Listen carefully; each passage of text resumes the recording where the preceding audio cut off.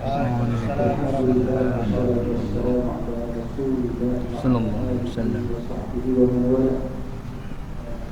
Yang saya hormati dan dimuliakan Ismail dan juga rombongan yang hadir Petronas Service Kedah dan juga para jemaah muslimin muslimat yang dirahmati Allah.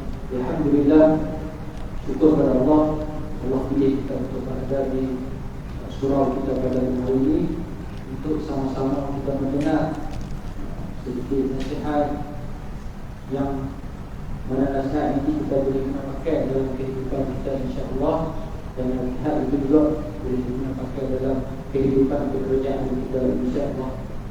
Dan juga nanti kita akan ada sesi soal jawab, mana di tangan saya pun ada soalan, dan insya-Allah nanti kalau dah habis soalan, siapa yang nak bertanya direct pun boleh tanyakan soalan insya-Allah. Jadi tanpa meninggalkan masa, Betang selalu soalan bagi kita sambung. Betang selalu soalan. Ya.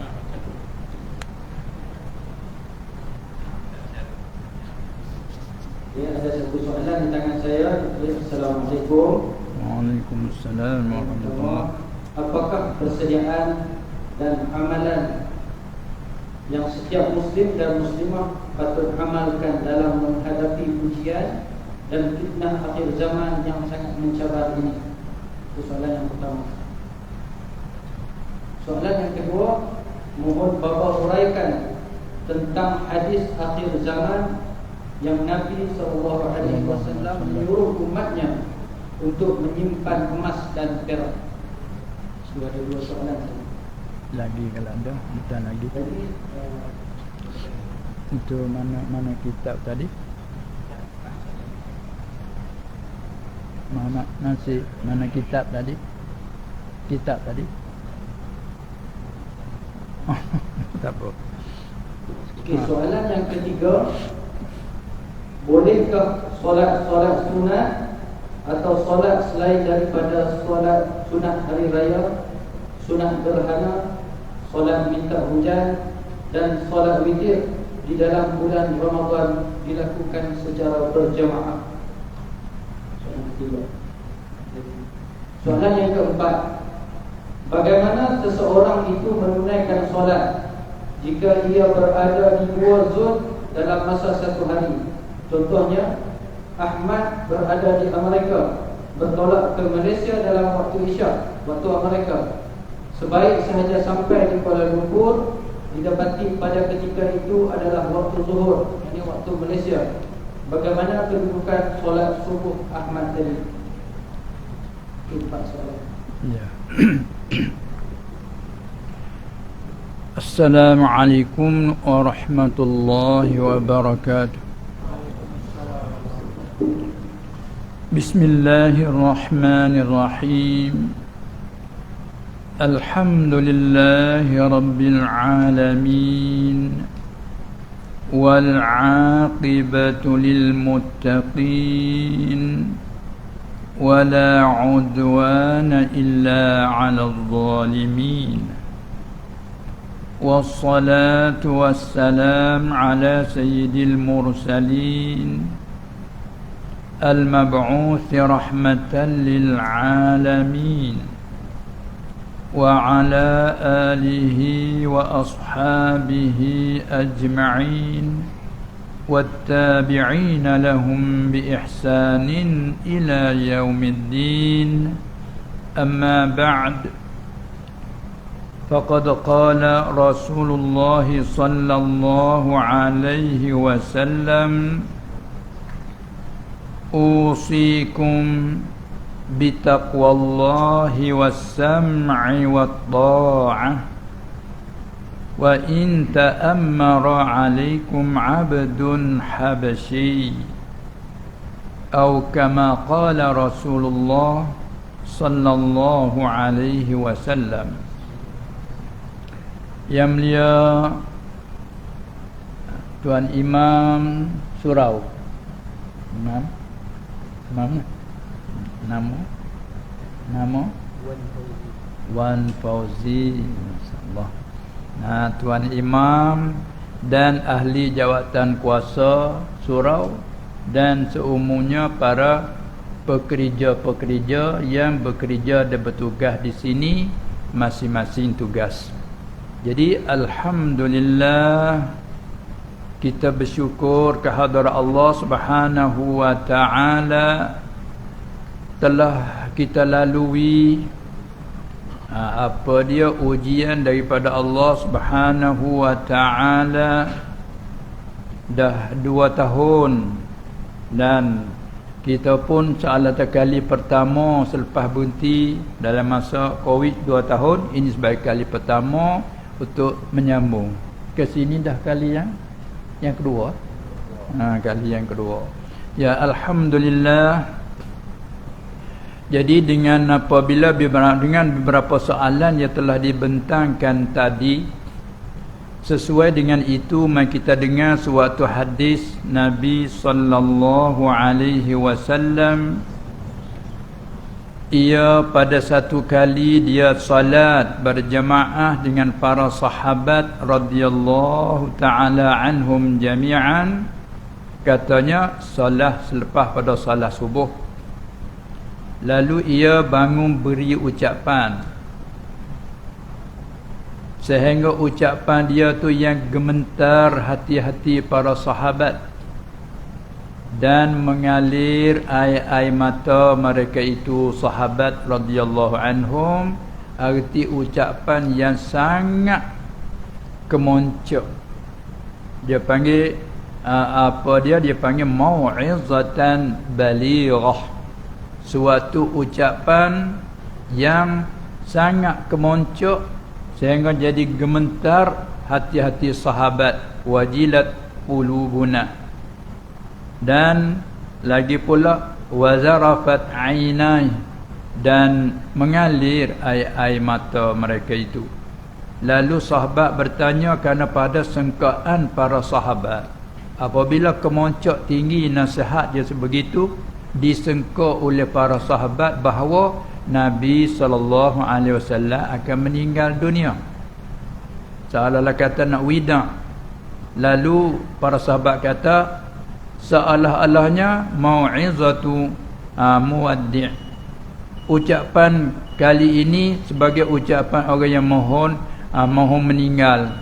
Oleh itu, famaza ta'hadu ilaina ya Rasulullah sallallahu alaihi wasallam, maka apakah engkau ingin berpesan kepada kami? Seperti kita kalau seka ayah nak meninggal kan, ayah dah nak pesan apa, nak wasiat apa, maka Nabi pun sallallahu alaihi wasallam beri pesanan, usikum bitaqwallah was-sam'i wat-tha'ah wa in ta'ammara 'alaikum 'abdun habasyiyun atau kama qala, beberapa lafaz dalam riwayat. Maknanya aku berwasiat, aku berpesan. Kita sini panggil pesan dah? Panggil pesan dah? Aku berwasiat, aku berpesan akan kamu semua bitaqwallah, dengan takwa. Kita selalu dengar kalimah takwa kan.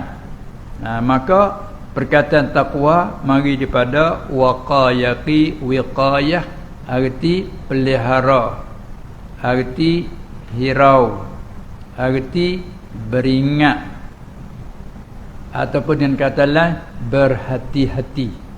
Sini banyak guna itu, berhati-hati, apalagi di tempat-tempat yang sangat ditakuti. Berhati-hati ni macam kita dek kerja sini ni. Kerja sini siapa nak masuk ziarah tu dengan tidak ada syarat tak boleh kerana ini tempat ni berbahaya. Lalu tu adalah berhati-hati. Maka ibarat begitu sehingga Sayyidina Umar radhiyallahu anhu bila dia nak tafsir takwa, dia ibaratkan takwa ni macam kita nak berjalan di satu tempat di waktu yang kelam malam, tahu kata tempat ini adanya duri, adanya pula kaca, kaca. Daripada botol-botol yang pecah kan, jadi kacau, tak nak panggil. Maka bila kita nak hantarkan kaki, takkah kita berhati-hati? Tengok, perhati, baru letak kaki. Setelah letak sebelah kaki, nak letak yang sebelah pula, tengok pula. Itu orang panggil, kalau orang kata beringat. Beringat tu orang petani kata. Bahaya tu beringat tu. Itu dia. Maka itu panggil takwa. Kemudian bila sebut kalimah takwa, dia panggil satu perkataan yang jami', yang lengkap. Segala dalam kehidupan kita tu semua terkandung di dalam makna takwa itulah. Maka aku berpesan akan kamu dengan taqwa Allah. Maka takwa tu pula dibahagi oleh para ulama rahimahumullah ta'ala dengan 3 peringkat cara garis kasar. Takwa yang pertama merupakan asas. Apa dia itu? Iaitulah iman. Itu merupakan asas. Tak dia panggil muttaqin, tak dia panggil orang yang bertakwa kalau tidak ada asas iman. Bila nak panggil iman, kita maklum ia kait dengan 6 perkara yang dikatakan rukun iman 6 kan. Tiap-tiap satu rukun iman ada huraian. Semua tu dalam kitab-kitab usuluddin. Itu asas, itu takwa yang pertama. Kemudian takwa yang kedua, sebagaimana bina di atas asas tadi, naiklah Islam. Itu marilah rukun Islam. Huraiannya dalam kitab-kitab fiqh, ulama bagi beberapa bab, daripada rubu' ibadat termasuk salat, apa dia, siam, puasa, zakat, haji, umrah. Itu rubu' ibadat. Kemudian rubu' muamalat. Ini macam kita bekerja ni. Muamalat, kerja kehidupan, bagai-bagai bentuk.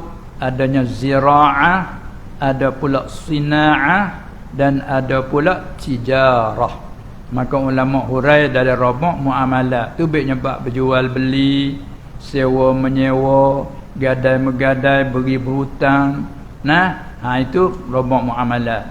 Kemudian dihurai pula satu rubu' lagi, munakahat, cara perkahwinan, berumah tangga, cara bersekududukan, kalau ada bercerai, ada apa semua tu, ada percaraan dalam rubu' munakahat. Kemudian di akhir ulama menjarakan tentang jinayat. Kerana antara kita sama kita ni ada kesalahan itu, yang buat begitu begini, panggil rubu' jinayat. Maka semua tu masuk di dalam kata takwa, hak peringkat yang kedua. Masalah kata amal. Kemudian hak yang ketiga, pergi kepada maqam ihsan. Ihsan itulah semata-mata bicara hati. Setelah kita ada asas iman dengan kaitan tertentu, dan kita ada Islam dengan amalan zahiri, pantang larang secara zahiri, juga kita adakan ihsan. Itu berkaitan dengan hati. Ada khasyuk, tawadhu', ikhlas. Tidak ada tamak. Semua tu bercara dalam kitab-kitab tasawuf. Itulah merakumi pada kata taqwa. Semua itu Islam baik, ihsan baik, dibina atas asasnya iman. Sebab itu kalau orang yang hati baik, katakanlah hati baik, suka tolong-menolong manusia, jiwa pulaknya murah hati, kesian belah kepada orang yang susah dan orang yang berlaku kecemasan, itu sangat-sangat bagus. Tapi kalau tidak ada iman, orang tidak ada asas, maka hanya Allah balas di dunia saja kelebihannya, tidak sia-sia. Apa siapa yang buat baik, Allah akan balas baik. Tetapi kalau tanpa asas iman, hanya Allah balas di dunia, dengan bahawa kenamaan dia tinggi, kekayaan dia meningkat, nama-nama dia dan semua orang yang sanjung dia, mana Allah Ta'ala bagi ke dia di dunia. Manakala di akhirat tidak ada lagi. Adapun bila ada asas iman, masya-Allah, lepas tu walaupun buat sedikit, janji daripada Allah, satu janji ganda 10. Macam kita solat satu solat. Masalah solat zuhur, satu kali kita solat, tapi sekurang-kurang kita dapat 10 kali solat. Tapi kalau kita nak buat betul-betul 10 kali solat zuhur, tak boleh, haram. Tak sah ke 10 kali, 2 kali pun tak boleh. Nah, sudah solat zuhur 4 rakaat, air berasa seronok hari ni. Nak semayang sekali lagi tak boleh, haram. Bila semayang sudah sah. Kecuali kita nak i'adah sekali lagi dengan syarat-syaratnya. Itu pun khilaf di antara ulama. Mazhab kita Syafi'i radhiyallahu anhu, kita sudah solat satu kali yang sah, boleh, bahkan sunat kita nak solat kali yang kedua dengan syarat berjamaah. Kalau tidak berjamaah tak boleh nak solat kali yang kedua. Tetapi sekali kita solat, Allah bagi 10 kali solat. Yang ini kembali kepada asal difardukan atas kita umat Nabi Muhammad sallallahu alaihi wasallam. Setahu kita pada malam Isra' berapa puluh sembahyang? Setahu kita mula-mula 50 difardukan ke atas aku, kata Nabi sallallahu alaihi wasallam, dan atas umatku 50 salah kan. Tapi Allah Taala buat sebab apa dia pengusuran daripada Nabi Allah Musa alaihissalam suruh minta meringankan, maka Nabi pun sallallahu alaihi wasallam minta ringan 9 kali hingga tinggal 5. Akhirnya itulah yang kita kena buat, hanya 5, tapi pahala tidak berkurangan daripada 50 yang mula diwajibkan. Alhamdulillah, ini rahmat, nikmat daripada Allah untuk khusus kepada umat Nabi kita Muhammad sallallahu alaihi wasallam, kerana umat yang akhir zaman umurnya sikat nasbah dengan umat-umat yang dulu. Tapi walaupun kita umur sikat, umur pendek, kita pula orang pada akhir zaman, orang yang kena sebah dengan orang dulu ni kecil-kecil katakan, tapi banyak amalan digandakan. Tengok semalaman malam Lailatul Qadar, semalaman tapi bersamaan 84 tahun kan, tu semalaman. Apa kita dah buat hari-hari pun, tengok satu sembahyang menepati 10, 5 sembahyang menepati 50. Dan begitu kita puasa sebulan Ramadan menepati 10 bulan, manakala tambah lagi 6 hari menepati 60 hari, dikira 2 bulan capur setahun. Sebab tu warid pada hadis, siapa berpuasa sebulan Ramadan kemudian diiringi dengan 6 hari Syawal menepati setahun. Ini orang yang kata keistimewaan yang Allah Taala bagi kepada umat Nabi Muhammad sallallahu alaihi wasallam. Sebab apa? Sebab Nabi dia sayyidul khalqi wal mursalin. Dia pengulu segala rasul. Bila dia tu lebih sekali pada segala rasul, bahkan segala makhluk, sayyidul khalqi wal anam, dia pengulu segala makhluk. Jadi apabila dia lebih, kita umat dia pun ikut lebih lah kan. Kita umat dia pun ikut lebih apabila kita beriman dengannya. Baik, kemudian pada itu diiringi dengan satu perkataan lagi, was-sam'i wat-tha'ah. Hadis tadi, usikum bitaqwallah was-sam'i wat-tha'ah. Sedangkan as-sam'i wat-tha'ah sudah pun termasuk di dalam perkataan taqwa Allah, tapi disebut pula. Kalau yang mengaji kaedah dia panggil min adfil khas 'alal 'am. Contoh seperti Allah Taala kata hafizu 'alas salawati was salatil wusta. Kamu peliharakanlah akan segala sembahyang dan salah wusta. Maka salah wusta tak apa? Ialah satu tafsir kata sembahyang asar, dan kata subuh, ada lagi lain-lain kata. Ala kulli hal, Sedangkan salatul wusta sudah pun masuk dalam umum hafizu ala salawat.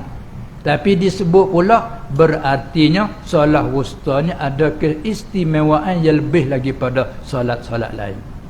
Demikianlah Allah Ta'ala pada dalam hadis ni sebut usikum bitaqwallah was-sam'i. Sedangkan sam'i maksud dah dalam kata taqwa Allah. Satu sebut suku pula. Dan kamu kena dengar. Dengar yang dimaksud apa? Aku pesankan kamu taqwa Allah dan dengar. Apa maksud dengar? Dengar dengan makna terima.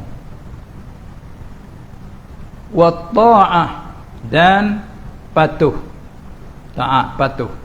Patuh kepada siapa? Kepada pemimpin.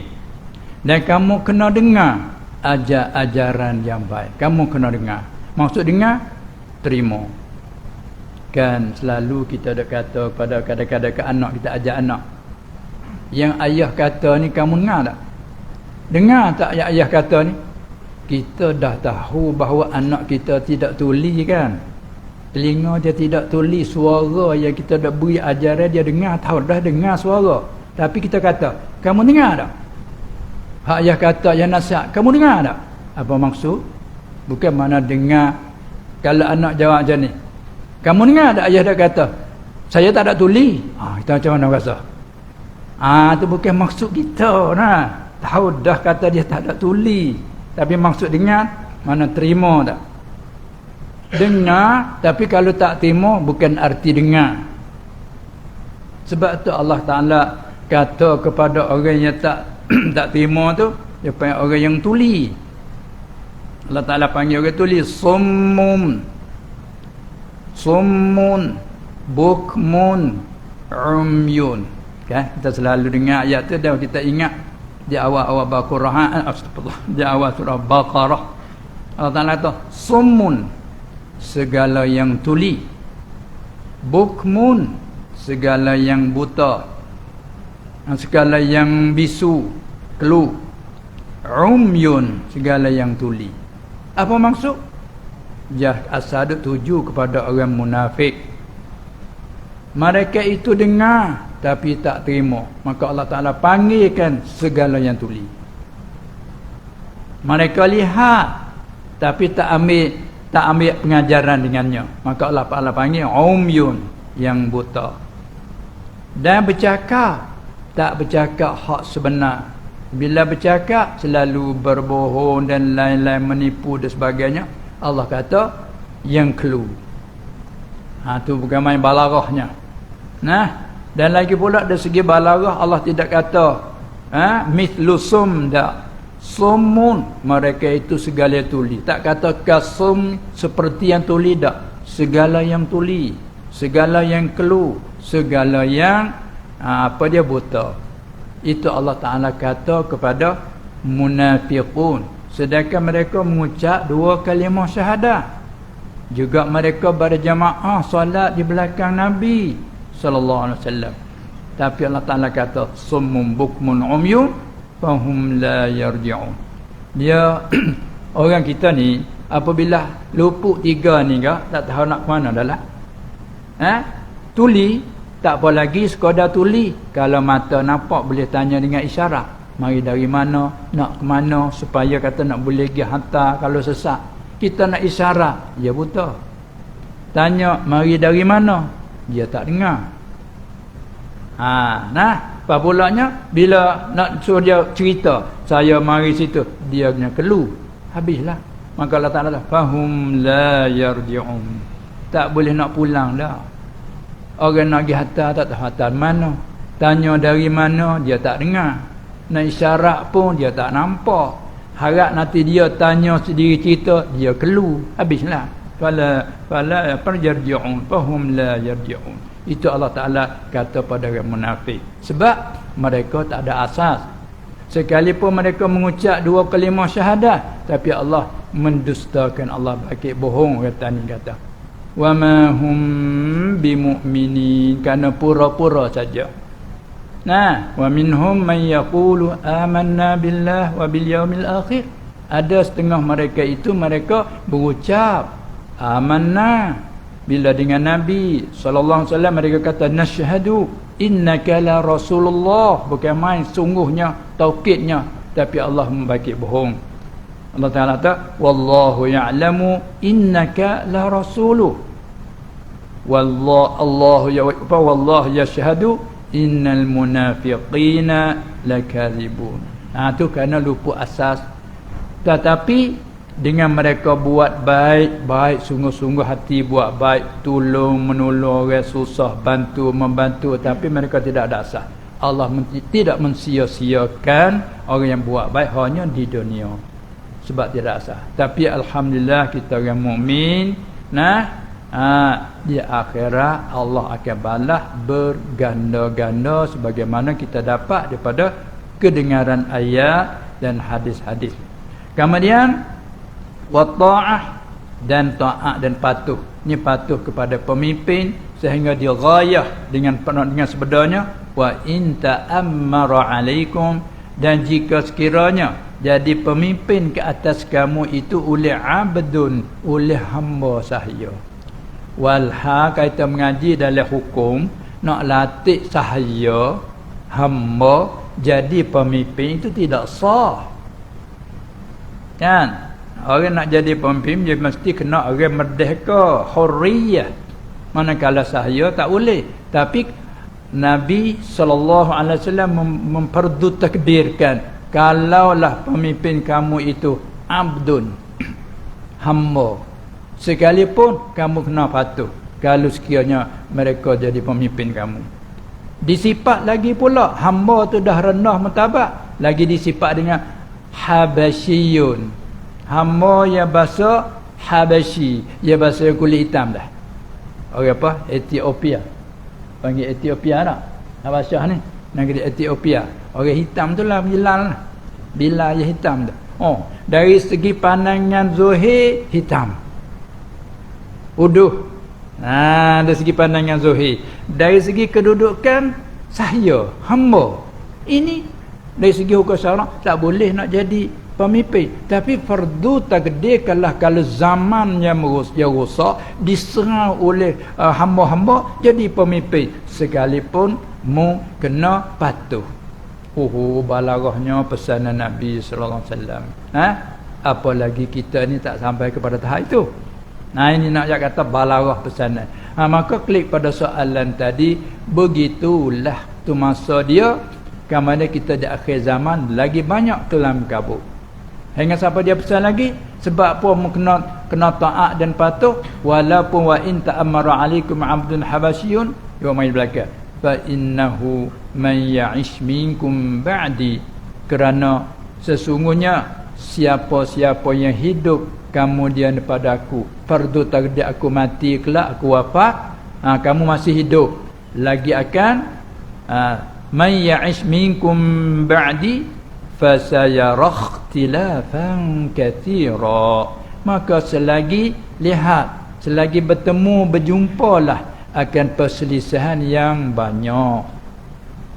Maka itu sudah dia beri dah ucapan masa dia kata lagi akan bertemulah ikhtilafan katsira. Maka mesti terjadi.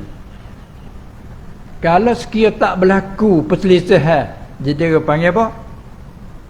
Orang panggil dusta khabar Nabi sallallahu alaihi wasallam. Walha wajib kita beriman semua orang jadi nabi bersifat dengan apa? Sifat dengan apa orang jadi nabi ni? Sidik, artinya benar. Apa benar? Mutabaqatul khabar lil waqi'. Apa yang ia cerita membetuli dengan diri perkara. Dia kata kamu akan lihat selisih yang banyak. Tiba-tiba tak ada pun berselisih. Macam mana Rasulullah kata akan bertemu perselisihan yang banyak? Tak ada pun. Artinya panggil khabar Rasul itu dusta. Walha wajib kita beriman semua orang jadi Rasul itu benar. Bila benar, dia kata lagi akan bertemu berkhilaf yang amat banyak. Okeylah. Banyak sungguh lah. Lepas pada dia meninggal tak berapa, pecah macam-macam. Apalagi kita zaman dah 1400 lebih ni, lagi banyak.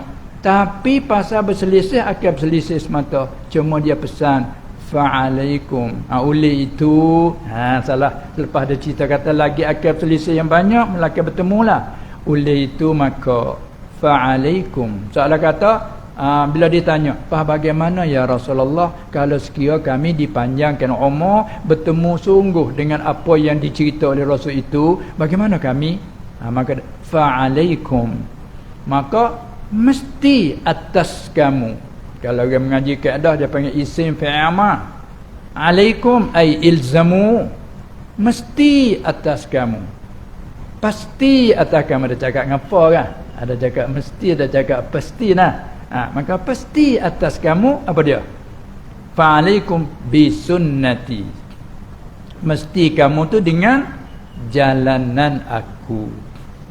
Wa sunnatil khulafa'ir rasyidin al-mahdiyyin, dan dengan jalanan khulafa' aku yang dapat petunjuk dari Allah, lagi pula yang menunjuk kepada umat di bawah jagaan dia. Daripada situ turun menurun. Lepas tu dia pesan lagi secara balarah, fa'ala apa nama dia? Dia pesan kata, kamu peganglah, gigitlah dengan geraham kamu. Wa'addu 'alaiha bin nawajid. Addu ni gigit. Ambil suatu gigit. Gigit dengan gigi kan? Gigit. Ke mana gigit? Bukan gigi hadapan. Seolah gigi hadapan ni tak kuat lah. Kata gigit sini nanti rasanya cabut lah gigi kan? So gigit dengan nawajid. Kita panggil apa sini? Geraham. Tu. Gigit sini. Ini ayat kata kuatnya berlaku kalau kita gigit dengan gigi hadapan, seolah tak kuat lah, nanti cabut sampai ke gigi lah. Kena gigi geraham, itu pun cabut pagahan lagi tu. Ini nak ayat terbalarahnya Nabi SAW beri pesanan pada umat dia, kerana dia adalah Nabi Rahmah, Nabi yang sangat sayang pada umat. Oleh itu kita apabila kita ingat ke dia, banyakkan kita selawat ke atasnya sallallahu alaihi wasallam, tandanya kita tak ada sayang dan kasih mesra. Semoga-moga bila kita banyakkan selawat, Allah Ta'ala jaga dan kawal kita daripada perselisihan yang membawa kita kepada kearahan sesat dari jalanan. Maksud jalanan ahli sunnah wal jamaah. Dengan yang demikian itulah kita banyak mendengar dan banyak terima nasihat daripada guru-guru yang tunjuk ajar kita mengikut aliran jalanan ahli sunnah wal jamaah, terutama sekali masalah akidah. Itulah di antaranya. Maka itu dengan itu kita nak tahulah dari segi akidah ahli sunnah wal jamaah. Bila kita berpegang di situ, semoga-moga walaupun timbul perselisihan banyak mana sekalipun, insya-Allah taala kita selamat daripada jalan. Itulah bahkan pula masuk dalam satu pujian Nabi sallallahu alaihi wasallam, umat di akhir zaman ibarat susahnya macam hidup macam mana orang garam yang di dalam air. Garam dalam air ni kalau kira hukum ada ghalib ke hancur kan? Garam bila kita selam dalam air kan, takkan hancur? Apalagi pula air tu air hangat, air yang panas, bila kita lepas garam tu dalam hangat, hancur. Tapi ada yang tak hancur, bukan semuanya hancur, ada juga yang tak hancur. Ini suatu kelebihan orang hidup di akhir zaman. Semoga-moga kita masuk dalam ibarat Nabi SAW, walaupun perselisihannya banyak, kita tetap bergantung dan berpegang dengan jalanan Ahlussunnah wal Jamaah di segi akidah. Semoga kita masuk dalam kata hidup macam garam dalam air lah. Itulah dia di antaranya. Maka di antara cara tadi, inilah satunya kita adakan majlis begini, untuk memberi faham, memberi reti bagaimanakah pegangan kita. Tu semoga-moga kita tu terselamat daripadanya. Boleh sambung lagi soalan apa tadi? Ulang soalan tadi. Bapak huraikan tentang hadis akhir zaman yang Nabi menyuruh umatnya untuk menyimpan emas dan perak. untuk menyimpankan emas dan perak. Apa makna menyimpan emas dan perak? Bukan arti menyimpan simpan taruh gitu. Nah, menyimpan ni kalau menyimpan zahir, gak macam kita simpan duit di bank lah dah. Atau simpan pada pahaman zahir kita. Nah, dan di antaranya menyimpan emas perak tu dalam artinya kita menggunakan untuk kebaikan. Itu dalam ibarat kata simpan. Ibarat simpan bukan arti simpan bagaimana simpan taruh gitu. Nah, itulah di antara lain. Lagi.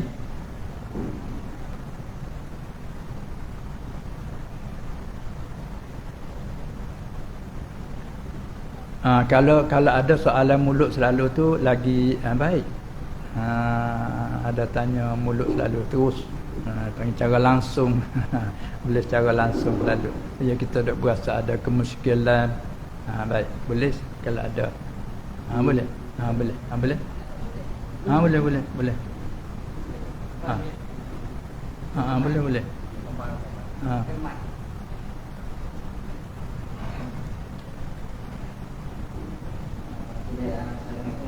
Waalaikumsalam. Pertanyaan. Jadi kalau kata bab sembahyang ada syarat solat kedua, kalau kata kita sembahyang Jumaat selain daripada masjid, contohnya di surau, bagi orang yang duduk berlainan bina dengan imam, adakah perlu rabitah? Ataupun kalau kata dia jadi makmum tapi dia tak kena rabitah, adakah sah dia punya Jumaat? Macam ni, ini surau kan? Ini surau lah. Lepas tu tempat yang kita ada pertanyaannya, cuba ulas sekali lagi.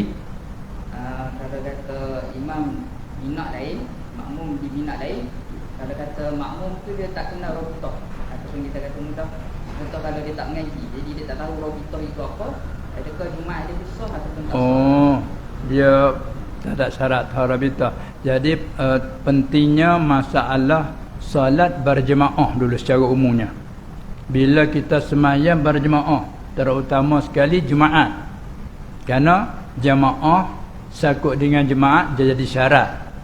Syarat nak sah Jumaat kena berjemaah. Nah, sebab itulah diwajibkan niat. Kita makmum niat dalam takbiratul ihram makmum, juga imam kena niat dalam takbiratul ihramnya imam. Ini jika jemaat dan juga sembahyang adah tadi. Karenanya syarat kena jemaah. Adapun lain daripada dua sembahyang itu, jamaah bukan syarat. Nah, hanya fadilat. Hingga hukum tu ada kata wajib ain, ada kata wajib kifayah, ada kata sunnah muakkadah. Semua ittifaq bahawa jamaah itu bukan syarat bagi sah salat selain pada jemaah dan i'adah. Oleh itu, bagi kita jadi imam kalau lain pada salat jemaah, boleh kita tak niat imam, sah orang di belakang ikut semata-mata. Orang yang nak jadi nak makmum, dia niat Allah Akbar sembahyang pada zuhur, makmum kepada sianu. Yang sianu kita buat imam kepadanya tu dia tak tahu pun kata kita buat imam kepadanya, maka jemaah itu sah. Hingga jadi perbincangannya, adakah dapat fadilat jemaah kepada si imam kerana dia tidak niat imam? Kata setengah tak dapat kerana innamal a'malu binniyat wa innamal likulli imri'in ma nawa. Kata setengah begitu, kata setengah tak, dengan orang buat imam kepadanya maka dia dapat juga fadilat jemaah. Adapun kalau jemaat dan ada syarat kena berjemaah. Bila syarat kena berjemaah, bab tu wajib niat dalam takbiratul ihram, imam ataupun makmum. Sudah. Sakut satu lagi, apabila berjemaah dia mari pula nak sah ikut itu. Nak sah ikut tu kena apa dia, tempat itu boleh bubung. Yang maksudnya ni imam duduk bina yang juga dengan ruangan ni, makmum duduk ruangan pula. Satu ruang lagi. Jadi di sini pula apabila kita berjemaah, sama ada jemaat dan jemaah biasa. Nah, kalau kita kata bila jemaah dia mesti tempat pula. Nak sah berjemaah itu satunya tengok tempat. Kalau tempat tu masjid, maka hukumnya luas. Luas macam mana?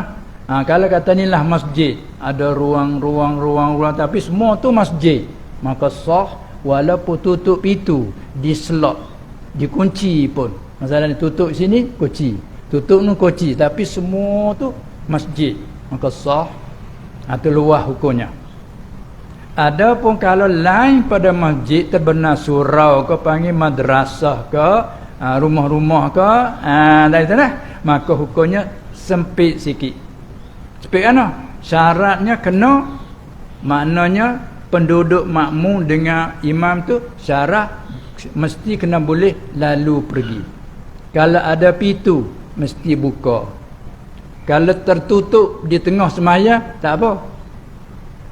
Jawapan yutafaru fid dawam ma la yutafaru fil ibtida. Kalau tak buka dari awal maka tak sah orang belakang. Tapi buka, apabila buka semaya, mari dia angin, pum, tutup. Tak apa. Ni jika bukan masjid. Nah, kalau masjid tutup dari awal, selok. Sana nak mari tak boleh lah, tapi sama tu masjid semua. Maka ia memandai. Maka begitulah kalau ruang lain-lain. Tengok jarak pula. Jarak pula maknanya kira jarak macam mana? Kalau masjid dia kira di kaki masjid. Masalah ini mihrab masjid, pergi sampai setakat itu habis masjid. Maka halaman ataupun serambi pergi daripada kaki masjid tu pergi kaki dah. Panggil tak? Boleh daripada kaki tepi masjid belah masyrik tu terugi dengan sah hadapan tak lebih pada 300 hasta, maka sah lagi jamaahnya. Dah. Tapi kalau bukan masjid, mana kata dia kena kira daripada ni tumi bagi yang akhir sekali tu. Tu hukumnya antara masjid dengan yang lain daripada masjid tu berbeza. Ini kita bercakap di atas mazhab kita Syafi'i radhiyallahu anhu. Kalau pergi kepada lain mazhab, itu lagi luah. Bawa tengok di Mekah, dia semai jemaah dengan imam di Masjid Haram, tapi mereka jemaah tahu rumah atas hotel atas hotel kalau nak turun lagi itu dia. Apa pula dalam mazhab kita Syafi'i, kalau dalam masjid, walaupun kita katakan masjid imam di sini ataupun imam di situlah, tapi yang makmum tu lepas atas lagi, katakanlah apa dia bukan apanya imam di sini tapi pintu di situ, lepas tu masjid sampai sini, hak dia jemaah sampai sini. Tapi kalau nak mari sama imam, dia kena membelakang kepada Kaabah, mari ikut pintu, maka sama dalam masjid sah lagi. Tapi kalau surau begini, kalau dia duduk di sana pada pintu pas sini, sekiranya nak mari sama imam kena membelakang, maka tidak sah lah. Bagi yang pertama dia kena duduk betul dengan pintu. Tu mana hukum antara masjid dengan lain pada masjid tu ada sedikit perbezaan bagi kita nak jemaah. Itu. Makmum tu dia tak tahu Robitah sah tak jemaah? Robitah jadi maksudkan apa tu? Bagi ikut orang sebelah dia kena ada contoh dia tak nampak imam. Itulah yang masalahnya, apabila tak nampak imam, dia ada orang duduk di tepi pintu satu. Kalau kata dia tak tahu Robitah sah tak jemaah dia tu? Dia tak tahu, tapi dia nampak dah. Tak nampak. Tak nampak. Maksudnya tak nampak imam. Tak tahu Robitah. Tak tahu pula dah kata yang kena ada Robitah tu. Ya, tak tahu situ. Kalau tak tahu semua tu tak boleh. Tahu pada nampak pada nak ikut macam mana je, asalnya ikut. Nak kata kan? Jamaah asal apa makna?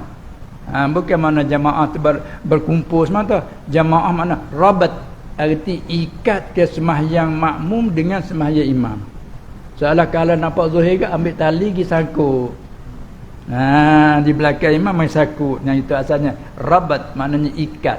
Sebab tu nak ikat macam mana, main tahu apa tidak, nampak apa tidak, nak ikat macam mana? Mudah ikat dengan siapa? Tak tahu.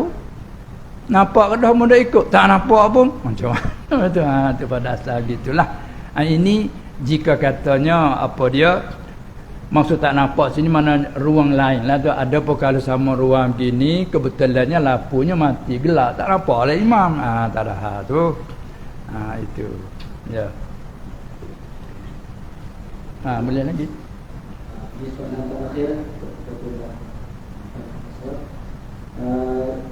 Soalan terakhir, daging kurban yang belum dibahagi, tiba-tiba kucing datang mengambilnya, atau mereka memberi kepada binatang tersebut kerana kasihan, adakah wajib digantikan dan adakah berdosa perbuatan tersebut? Oh, Masya Allah. Oh, tak pernah tanya tu. Dah. Ya, dia panggil daging kurban. Nah, kita maklum dia panggil ini masuk daripada diyafatullah, jamuan Allah. Nah, kepada hambanya yang beriman khusus. Itu di si jumhur ulama, dan kita selalu berjalan dan beramal dengannya. Walaupun ada juga membukakan kepada siapa yang bukan Islam pun. Itu masalah khilaf lah. Nah, masalah di si jumhur, kerana selain daripada daging kurban ini dia panggil diyafatullah, jamuan Allah. Jamuan Allah kali itu jamu Allah yang tertentu dalam masa had tertentu, dalam masa 3 hari ataupun 4, atau khilaf juga. Nah, yang yang masyhur dalam mazhab kitanya boleh 4 hari kan. Hari raya masalah baru ni ke hari Ahad, Isnin, Selasa, Arba'. Patut ada khilafnya hari yang keempat, kata setengah setakat 3 hari je. Nah, daripada hari raya, raya kedua, raya ketiga. Nah, kata setengah. Hari yang keempat tak boleh. Tapi kata juga boleh. Nah, tu khilaf dia tak sunyilah. Nah, kemudian terjadinya daging kurban yang kita kurban tadinya ambil di kucing. Tu masalah ambil di dia ataupun kita bagi ke kucing. Nah, kesian pada kucing kita bagi. Macam mana, adakah wajib gantinya? Kita kena kembali kepada asal kurban terbahagi kepada kurban wajib dan sunat dengan sebab nazar, sebab apa nah? Jadi apabila kurban sunat, bagaimana ghalib kita duk kurban ni kurban sunat. Bila kurban sunat dia mari satu hukum wajib atas ya kurban tu sedekah sedikit daging yang mentah, qadar dinamo sedekah. Arti setengah kilo kau berapa panggil tu besar-besar ni kan. Beri lepas hak wajib tu. Hak yang lagi tu hadiah ataupun sedekah. Hak yang lagi. Cuma disunat bagi kita yang kurban tu ambil sedikit apa yang ingin makan kerana tabarruk dengan daging kurban yang kita kurban itu. Nah, tapi harus kita sedekah semua. Itu afdal kata setengah. Kata setengah dibagikan 2. Sebahagian 3. Sebahagian untuk kita dimakan yang ahli, dan sebahagian dihadiahkan, sebahagian lagi disedekahkan. Apa beza antara hadiah dan sedekah? Perbezaannya sedekah hanya kepada fakir miskin, orang-orang yang berhajat. Sedekah, bila kita sedekah jadi milik tam sempurna bagi yang menerima, maka harus sah bagi dia jual. Setelah dia terima daging sedekah daging kurban, maka dia harus jual bagi fakir miskin. Adapun bagi orang yang kaya dapat secara hadiah. Dapat hadiah. Maka bila hadiah dapat daripada kepada orang yang kaya, harus bagi kaya buat jamuan. Buat jamuan dan nak simpan ala qadar makan boleh, tapi tak boleh nak jual. Itu beza. Nah, maka bagaimana kita beri kepada binatang tadi? Ya, tak ada apa. Tak ada apa, tak ada kata kena ganti lain, tak. Sebab apa begini? Sebab kalau ada setengah orang nak amal, hasil kurban itu dengan hanya menumpah darah.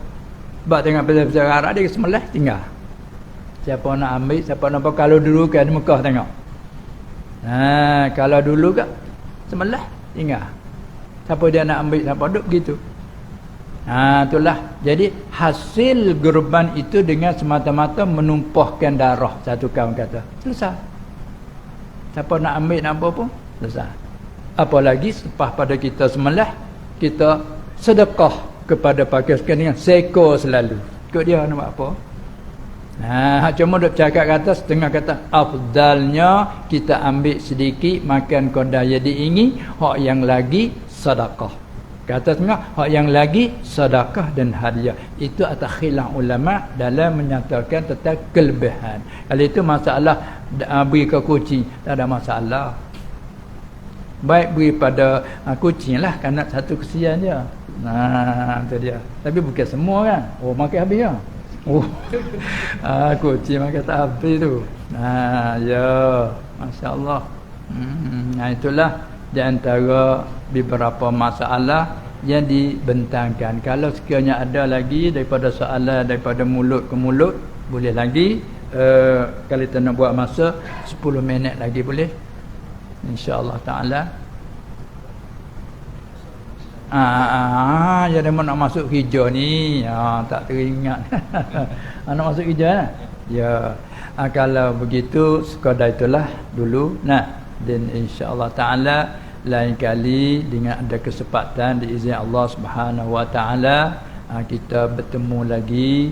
Semoga-moga Allah melanjutkan amal kita, usia kita dalam keadaan yang rahmat, selamat wal afiyah, dan pula ikhlas kita dalam bekerja apa saja pekerjaan. Nah, kerana kita bekerja ni sekaligus kalau dipanggilkan nampak rupa kerja tu kerja duniawi, tapi jadi wasilah kepada ukhrawi.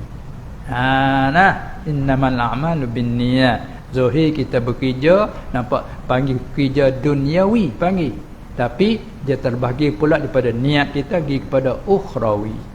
Itulah baik. Semoga-moga Allah Taala membarakati dalam pekerjaan kita. Apa yang kita hasil dapat kita nafkah sangga ke diri sendiri dan mereka yang di bawah jagaan kita dan lain-lain hal. Maka dengan sekadar itu cukuplah dulu untuk kali ini. Sekian, wabillahi taufiq wal hidayah wan najatu minan nar wal falah. Assalamualaikum warahmatullahi wabarakatuh.